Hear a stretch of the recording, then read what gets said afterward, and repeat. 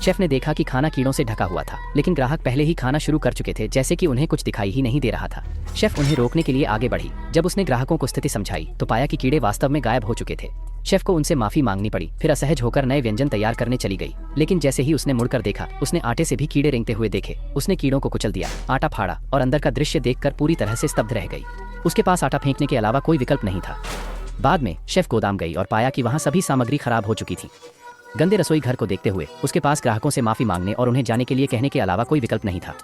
यह जानने के लिए कि सामग्री क्यों खराब हो गई थी, शेफ सब्जी के बगीचे में गई और पाया कि वह भी बर्बादी की स्थिति में था, जैसे कि जानबूझकर नष्ट किया गया हो। दूर में एक खरगोश भी थपथपा रहा था। उसे ऐसा लगा कि उसने अपराधी को ढूंढ लिया है। उस रात उसने उस घमंडी खरगोश को सबक सिखाने का फैसला किया। वह खरगोश के निशानों का पीछा करते हुए जंगल में गहराई तक गई और अंत में एक छोड़ा हुआ बगीचा देखा। बगीचे में एक अजीब तरह का फल उग रहा था और फलों पर कीड़े लगे हुए थे। शेफ इतनी डर गई कि वह वहीं बेहोश हो गई। अपनी नींद में उसने स्पष्ट रूप से महसूस किया कि कोई पास आ रहा है। यह एक बूढ़ी औरत की आवाज थी। बूढ़ी औरत ने उसे जिंदा दफनाने की योजना बनाई, लेकिन अगले दिन वह अपने कमरे में जागी। हालांकि उसके शरीर पर लगी मिट्टी ने उसे बताया कि यह सपना नहीं था। एक दिन उसने अचानक अपने घर में वही फल देखा, बिल्कुल वैसा ही जैसा उसने अपने सपने में देखा था। वह जल्दी से पिछवाड़े गई और इस फल के बारे में रिकॉर्ड खोजने लगी और पाया कि ये फल घर के पिछले मालिक द्वारा लगाए गए थे। जिसके बारे में उसे पता नहीं था वह ये था कि इस घर का पिछला मालिक एक जंगली चुड़ैल थी। रसोइया सामग्री देखने में व्यस्त था, बाहर के डरावने भूत से पूरी तरह अनजान।